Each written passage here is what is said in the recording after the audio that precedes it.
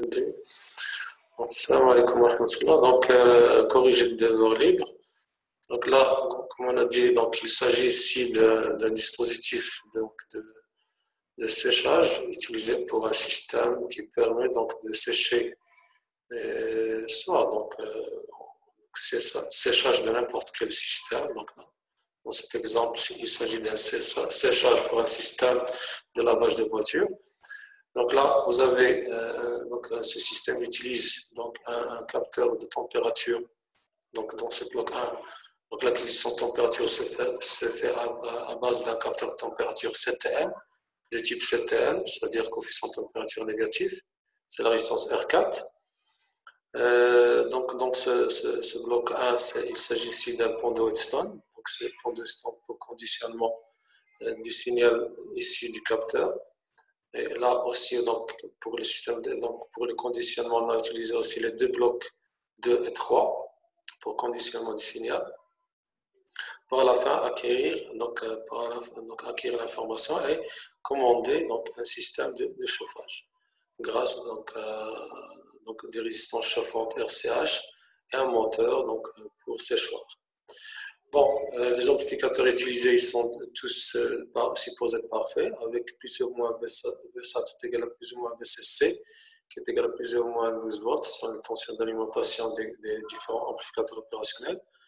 Comme on a dit, le capteur de température c'est une CTN, donc sa valeur elle varie en fonction de l'expression suivante. C'est R0 exponentielle de bêta facteur de 1 sur T moins 1 sur T0. Avec T et T0, ils doivent être en degrés Kelvin. R0, c'est la résistance à la température ambiante, c'est-à-dire à T0 est égal à 298 degrés Kelvin. E, c'est la base logarithmique, n'est pas rien. Et bêta, c'est un coefficient constant, les données par le fabricant. Bon, pour la première question, donc, avant de passer à la première question, donc on rappelle que pour convertir une température de degrés Celsius en degrés Kelvin, il suffit d'utiliser cette expression, c'est-à-dire, par exemple, si j'ai une température de 25 degrés Celsius, je veux la convertir en degrés Kelvin, il suffit d'ajouter 25 à 273, on obtient, par exemple, la température de degrés Kelvin. D'ailleurs, 25, c'est la température ambiante qui est égale à 298 degrés Kelvin. Donc, si j'ajoute 25 à 273, je vais obtenir donc 298 degrés Kelvin, qui va me donner la valeur de la résistance en température ambiante. C'est R0. Première question, donc, concernant le bloc 1, pont de Wheatstone. Déterminer la valeur de R4 qui correspond à une température égale à 70 degrés Celsius. Donc, on a la réponse. Très simple, donc très bien. Il suffit de convertir la température 70 en degrés Kelvin en ajoutant 273 et je vais utiliser l'expression ici. Donc c'est R0, c'est 10 puissance 4, c'est-à-dire 10 kg, fois l'exponentielle, le bêta c'est 3977, facteur de 1 sur T, c'est-à-dire donc 70 plus 273, moins 1 sur T0, avec T0 est égal à 298. Et je trouve à peu près égal, donc R4 est égal à 1,74 kg. Donnez l'expression de VB en fonction de VCC, R3 et R4. Bon, donc l'expression de VB, c'est l'expression de ce potentiel-là, voilà. Donc comme vous le constatez, ici, il y a, donc dans cette branche, il y a deux résistances, R4 et R3. Et là, vous avez cette ligne-là qui va vers l'amplificateur. Puisqu'on a dit que les amplificateurs opérationnels sont parfaits, donc le courant qui entre dans plus est nul. Donc puisqu'il est nul, donc je peux appliquer le diviseur de tension. Donc j'obtiens VB qui n'est d'autre que VCC fois R3 sur R4 plus R3. J'applique le diviseur de tension. Donc c'est simple. Donc il suffit d'appliquer le diviseur de tension, c'est VCC fois R3 sur la somme des deux résistances. Et bien sûr, là, c'est VCC. Donc VB est égal à VCC fois R3 sur R3 plus R4. Donc là, ce sont les questions concernant le bloc 1. Le bloc 2, donnez l'expression donner l'expression de VS1 en fonction de VA, R5 et R6. C'est le bloc 2. Donner VS1 en fonction de VA, R5 et R6.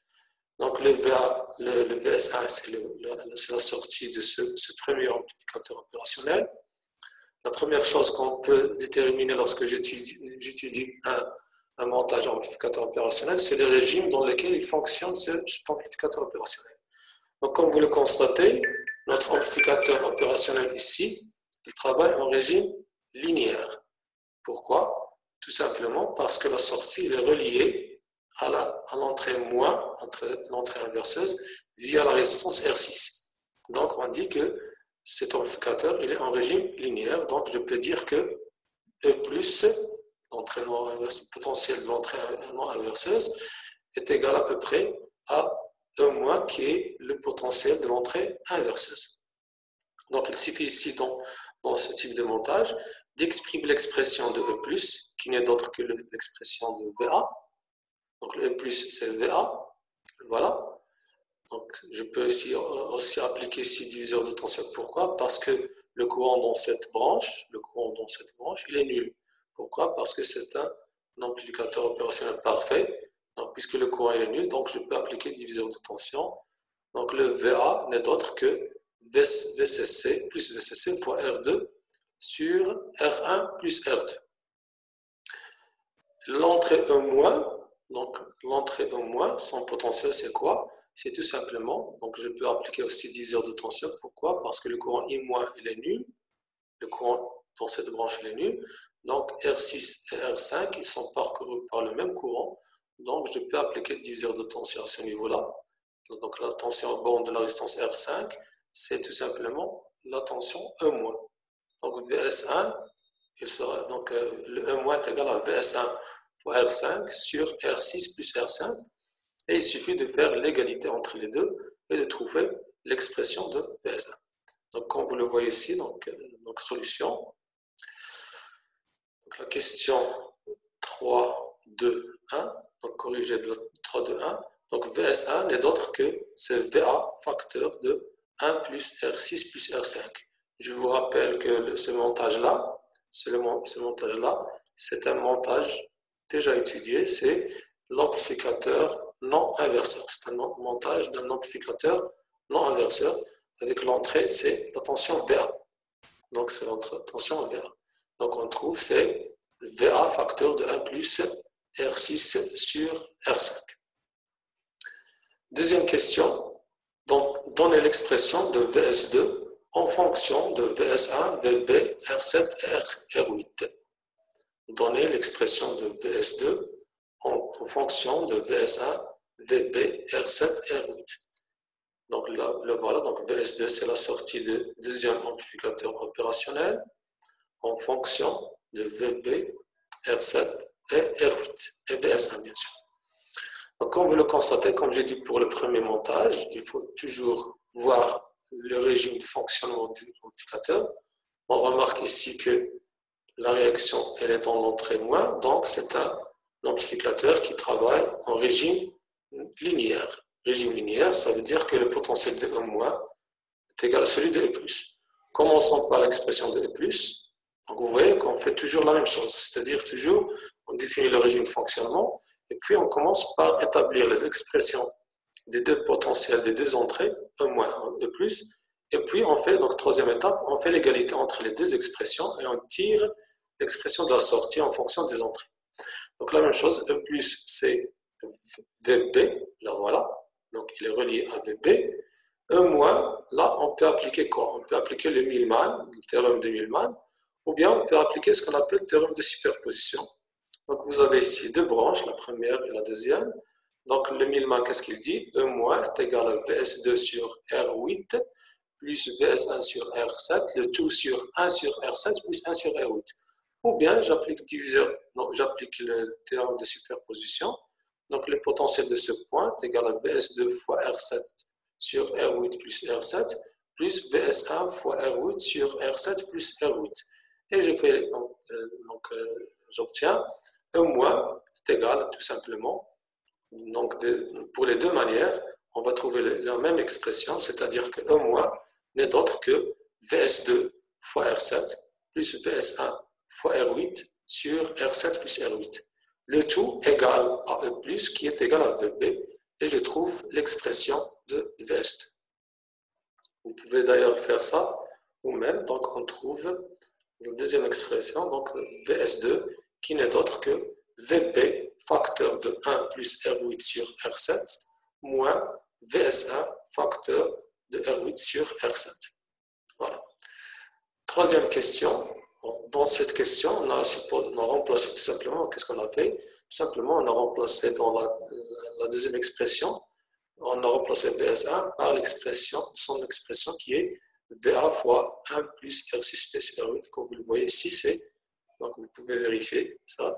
Donc VS2 n'est d'autre que VB facteur de 1 plus R8 sur R7, moins, donc VS1 c'était quoi? C'était VA facteur de 1 plus R6 sur R5, le tout fois R8 sur R7.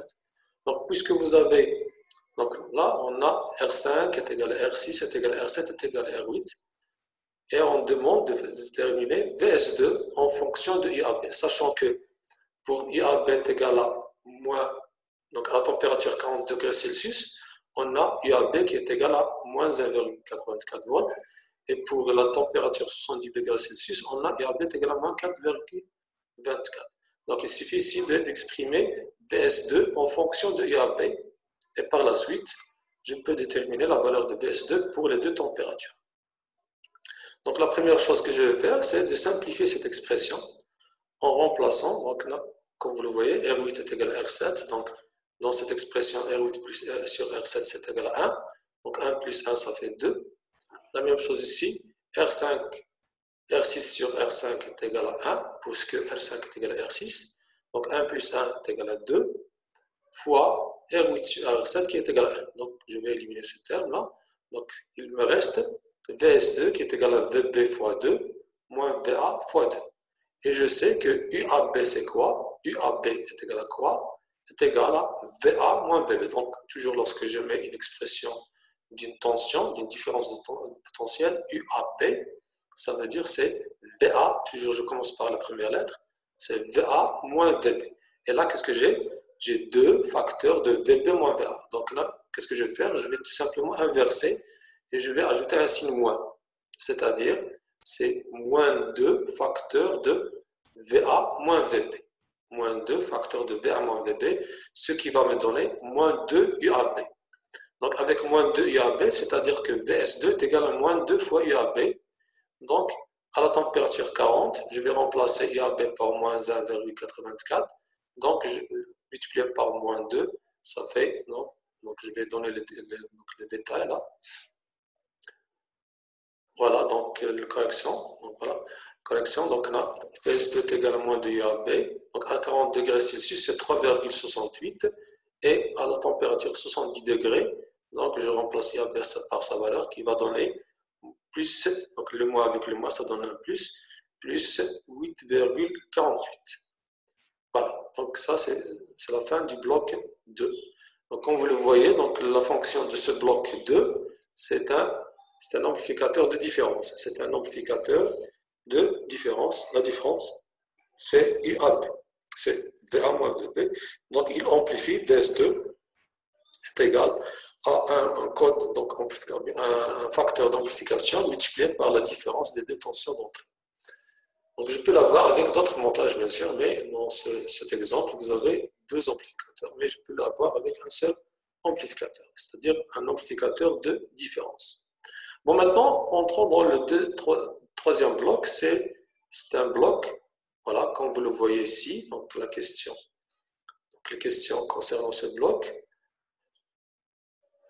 Donc, le bloc 2, on a dit que c'est un amplificateur de différence, on a déjà donné.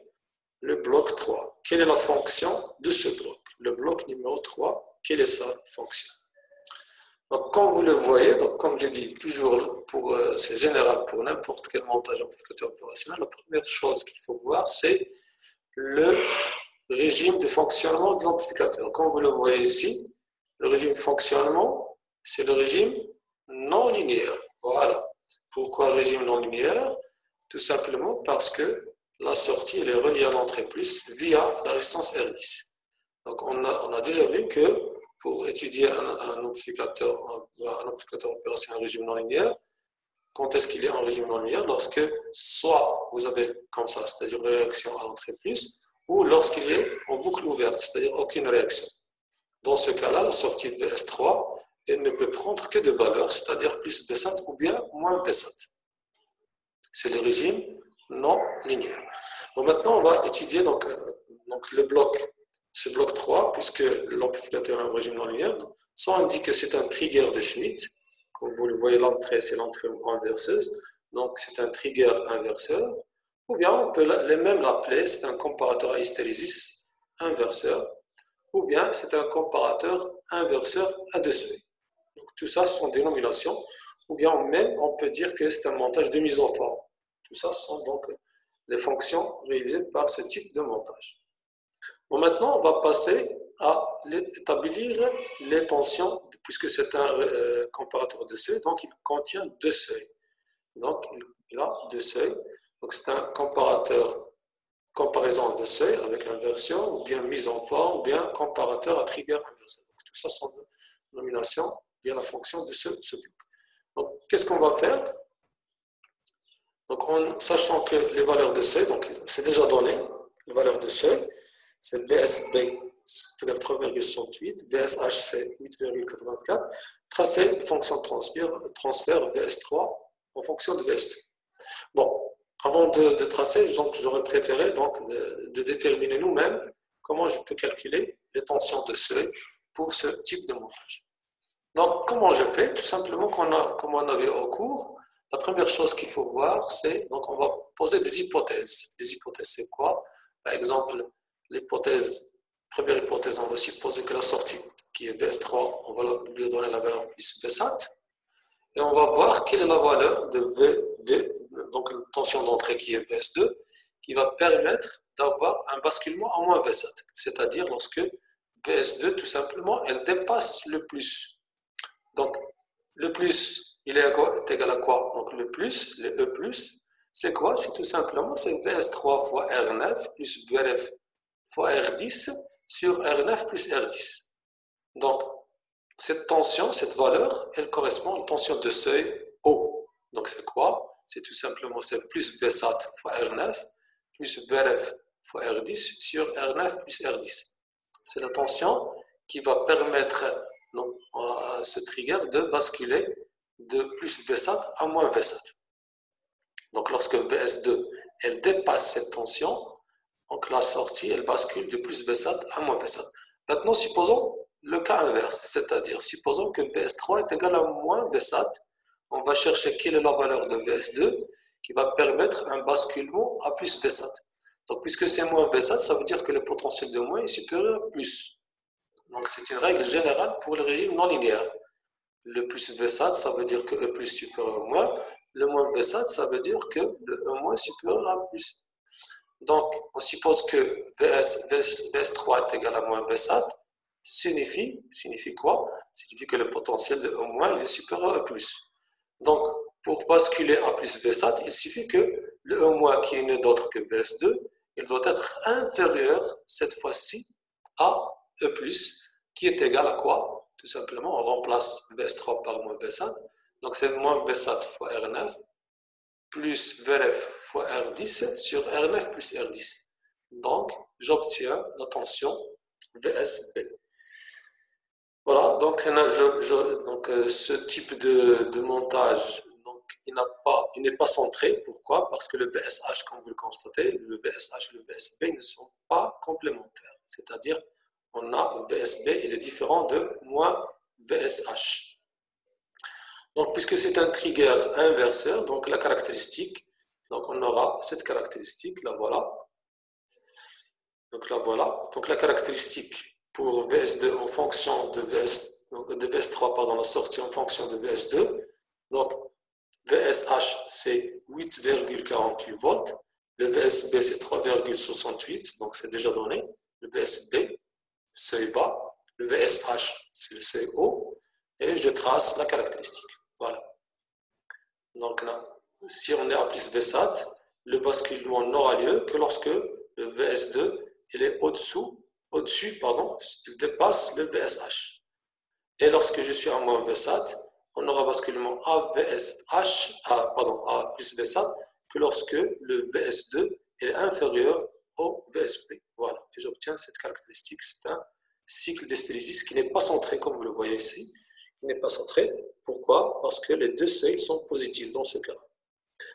On déduire la caractéristique de VS3 en fonction de la température. Bon, qu'est-ce que j'ai fait?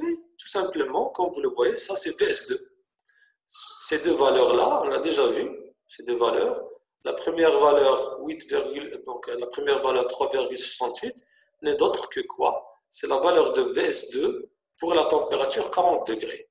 La deuxième valeur, comme vous le voyez ici, 8,48, on l'a déjà vu, n'est d'autre que la valeur de VS2 à la température 70 degrés. Donc, c'est la même caractéristique, on peut déduire la même caractéristique de VS3 en fonction de la température. D'où la nomination de ce système, c'est un système de régulation de température. C'est-à-dire, lorsque la température, supposons que vous avez une température qui est inférieure à 40 degrés. Comme vous le voyez, s'il est inférieur à 40 degrés, donc vous avez le VS3 qui est égal à plus VSAT. Mais si la température augmente, on est toujours à plus VSAT. Quand est-ce que VS3 passe à moins VSAT? Lorsque la température elle dépasse les 70 degrés. Donc là, à ce moment-là, le VS3 il passe à moins VSAT. Mais si la tension elle est égale à moins VSAT, donc c'est-à-dire la température elle dépasse 70 degrés, donc même s'il descend en dessous de 70 degrés, on a toujours le VS3 égal à moins VSAT, mais à une température inférieure à 40 degrés, donc à nouveau, VS3 il va rebasculer vers plus VSAT. D'où le système de régulation de température. Donc on va voir clairement dans le bloc numéro 4, étude du bloc numéro 4. Là vous avez un transistor, vous avez ici une diode, on va voir quel est le rôle de cette diode.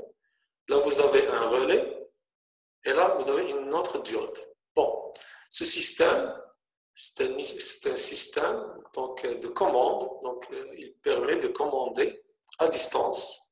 Pourquoi à distance? Parce qu'il fait une isolation galvanique entre le système de commande et le système de puissance. Là, vous avez ici la partie puissance.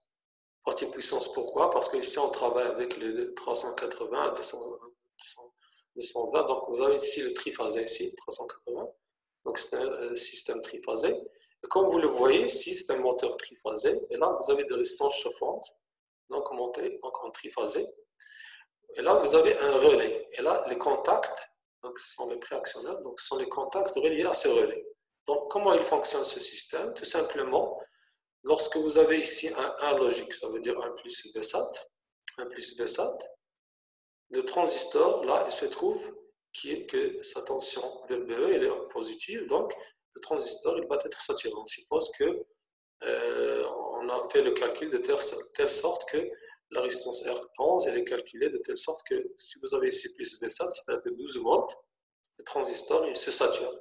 Donc s'il est saturé, donc là, la diode là, D1 elle est bloquée. Pourquoi? Parce que vous avez ici un plus, donc vous avez ici la cathode reliée au plus, donc l'anode il est relié à la masse. Donc la diode D1 elle est bloquée, on va voir tout à l'heure son rôle. Donc le transistor saturé, donc vous avez ici un contact équivalent à un contact fermé, puisque la tension VCE est là proche de 0. Donc pourquoi? Parce que le transistor il est en régime de saturation, donc il est en saturation.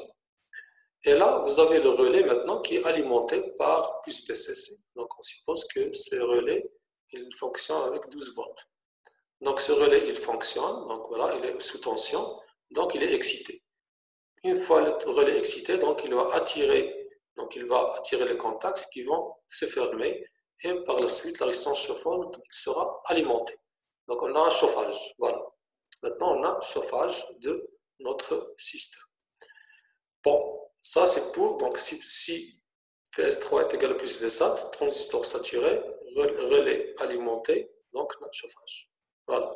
On va voir tout à l'heure le tableau qu'on va compléter. Deuxième cas, si VS3 est égal à moins VSAT. Voilà.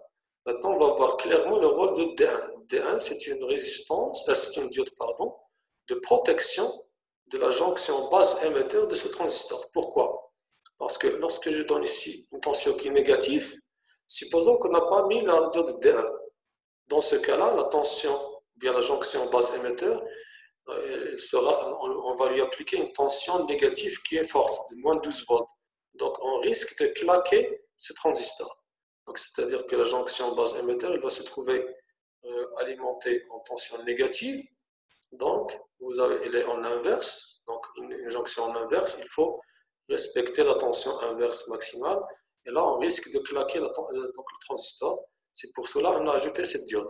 Donc, une fois on a appliqué ici une tension négative, cette diode elle sera alimentée, donc elle sera passante. Donc, puisqu'elle sera passante, donc la tension base émetteur, elle sera appliquée, on va lui appliquer tout simplement une tension moins VBE, moins VD, qui est tout simplement à peu près égal à moins 0,6 volts. Donc, la jonction base émetteur, elle est en même temps polarisée en inverse pour bloquer le transistor, mais on l'a protégé contre les surtensions négatives. Donc, transistor bloqué, qui dit transistor bloqué, donc, c'est-à-dire il n'y a pas de courant, donc le relais, il sera désalimenté. Donc, si le relais est désalimenté, c'est-à-dire que les contacts ils sont relâchés et la résistance chauffante ne sera plus alimentée. La diode D2, c'est une diode de roue libre qu'on monte toujours en parallèle avec la bobine. Donc là, vous avez déjà vu le rôle de diode de roue libre. Voilà, donc on va revoir notre questionnaire. Donc là, dernière question, c'était de compléter le tableau suivant. Compléter le tableau suivant, donc tout simplement, comme vous le voyez ici, état de transistor, contacteur, KM3, et ici vous avez l'évolution de la température. De 40 degrés à 70 degrés, donc on a l'état de transistor, soit il est bloqué, soit saturé, contacteur ouvert ou bien fermé. Donc comme on a déjà vu, de 40 à 70, comme vous le voyez, donc l'évolution de 40 à 70 dans ce sens, on a VS3 est égal à, pardon, VS3 c'est plus VSAT. Donc, on a dit que pour VS3 est égal à plus VSAT, transistor saturé. Transistor saturé, c'est-à-dire le contacteur, il sera fermé. Donc, on a fermé. Pourquoi? Parce que le relais, il est alimenté. Donc, vous avez contacteur fermé, c'est-à-dire résistance chauffante alimentée. Dans le cas contraire, c'est-à-dire lorsque vous avez l'évolution de 70 à 40, c'est-à-dire on est là dans la caractéristique. Donc, de 70 à 40, la tension VS3 est égale à moins 12 volts. Donc, transistor bloqué, par la suite, le transistor il est bloqué. Si le transistor il est bloqué, donc vous avez le relais n'est pas alimenté, donc les contacteurs sont fermés.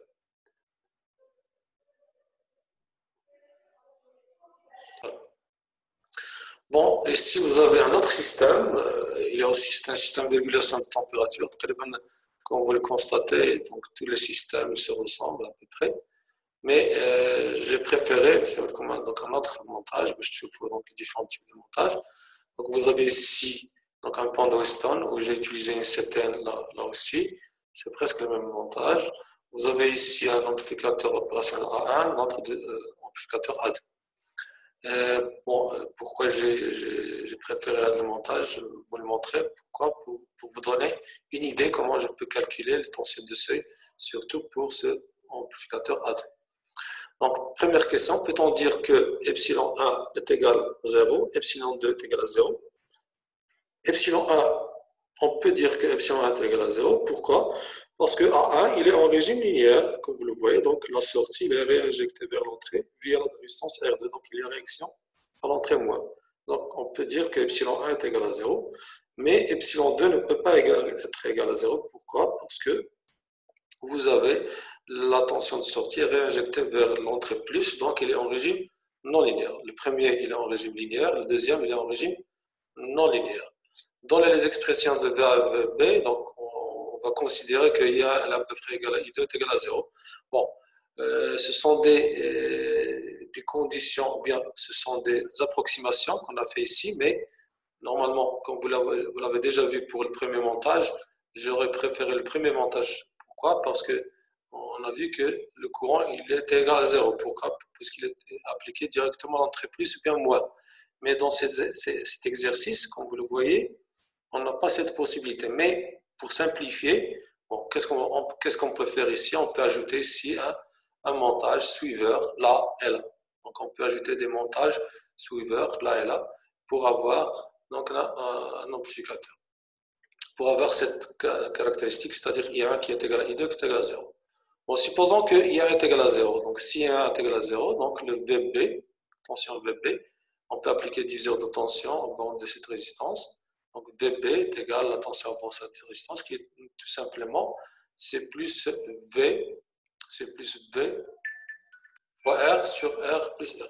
Donc, je vais voir, est-ce que je peux faire pour le deuxième. Bon.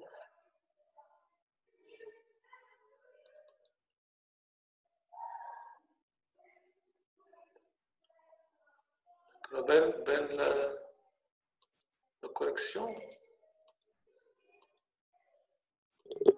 لا أستاذ ما زال ما بنتهى.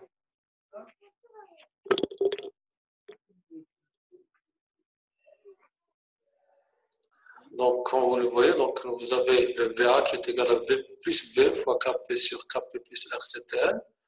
Donc, et VB qui est égal à plus V sur 2. Donc, j'obtiens VA moins VB est égal à plus V facteur de Kp sur Kp plus RCTN moins 1,5 qui donne à la fin, c'est V sur 2 facteur de Kp moins RCTN sur Kp plus RCTN.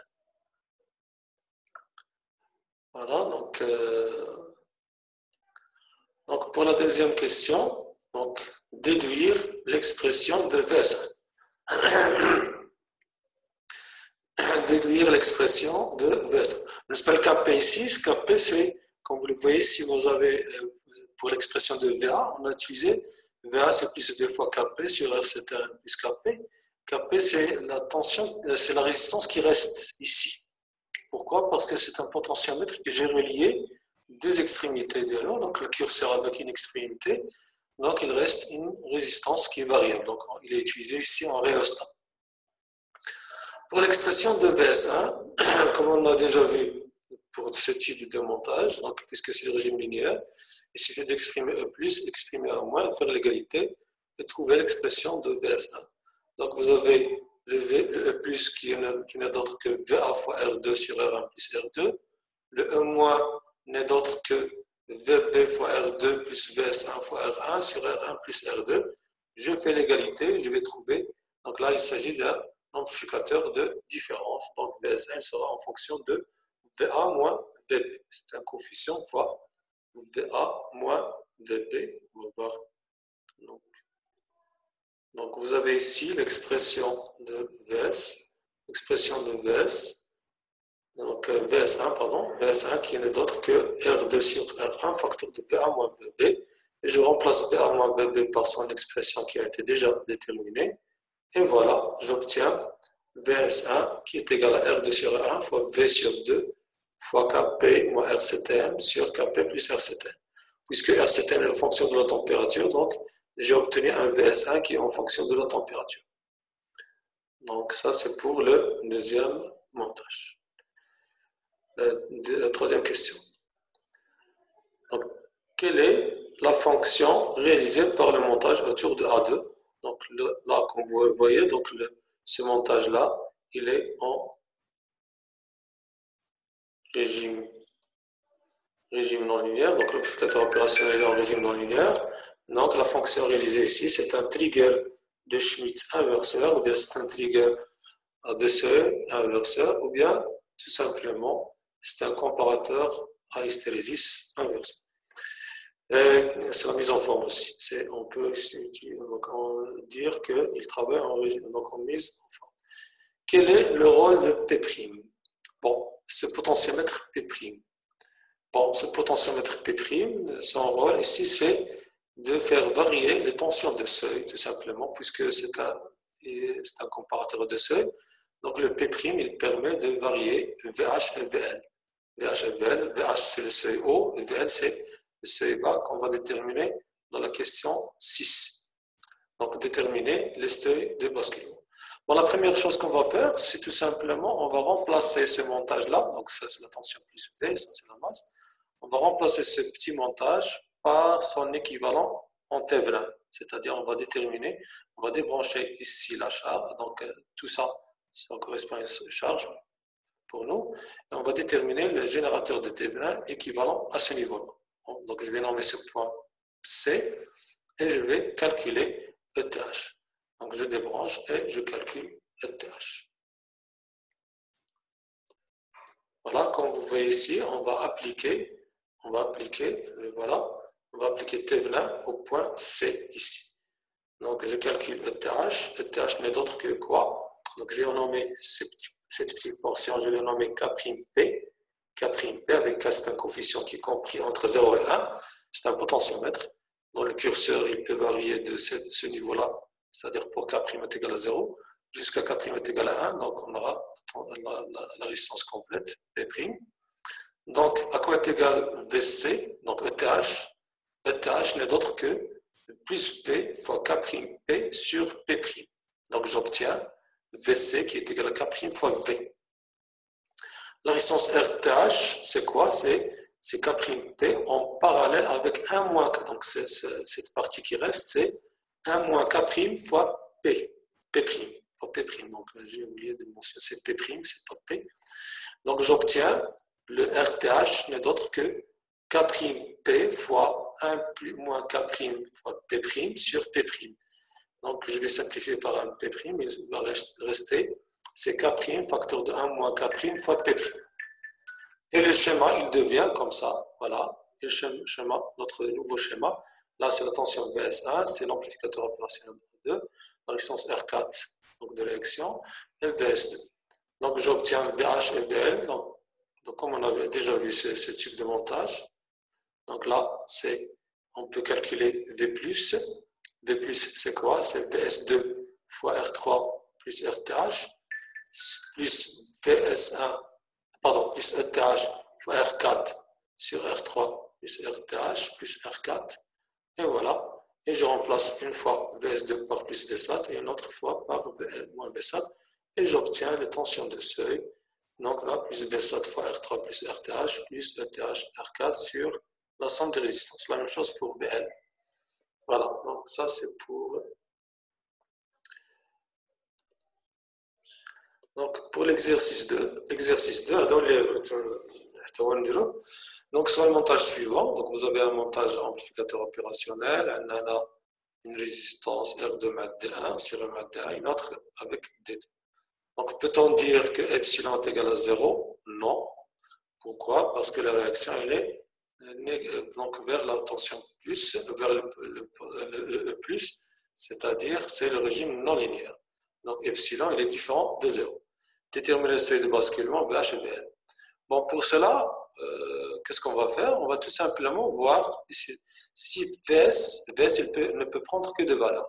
Donc, supposons, première hypothèse, VS est égal à plus VSAT. Si VS est égal à plus VSAT, donc comme vous le voyez, donc, la diode D1 sera bloquée. Pourquoi? Parce que vous avez ici le plus qui est relié à la cathode, donc D1 bloqué. Donc, la seule branche qui va rester, c'est celle où il y a D2, R3. Donc, on aura D2 passante. Donc, par la suite, le E+, est égal à quoi? Est égal à plus VSAT fois R1 sur R1 plus R3. Donc, VH est égal à cette tension. C'est plus VSAT fois R1 sur R1 plus R3. Donc, pour VL, donc on va supposer que VS est égal à moins VSAT. Pour moins VSAT, la diode D2 sera bloquée. Pourquoi? Parce que le potentiel anode il sera négatif par rapport à la cathode. Donc, le D2 sera bloqué. La seule diode qui va être passante, c'est D1. Donc, c'est la seule branche qui va rester. Donc, c'est la branche où il y a R2. Donc, on aura le E+ qui est égal à quoi? C'est moins VSAT fois R1 sur R1 plus R2. Ça correspond à VL. Voilà, donc on peut voir ça clairement dans le corrigé. On va le voir.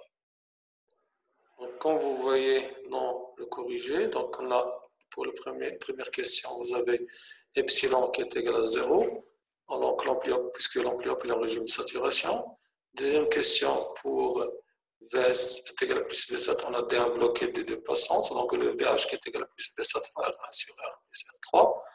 Pour Vs est égal à moins V7, on a D1 passant T2 bloqué, et ça donne VL qui est égal à moins V7 fois R1 sur R2 plus R3. Donc la fonction réalisée par ce montage, c'est un trigger inverseur. Voilà. Et vous avez le VL et le VH qui sont différents. Donc on a un cycle d'hystérésis qui n'est pas centré. Et vous avez le même, donc la même caractéristique d'un trigger inverseur. Là, voilà. Et voilà, merci pour votre attention. Et... شكرا.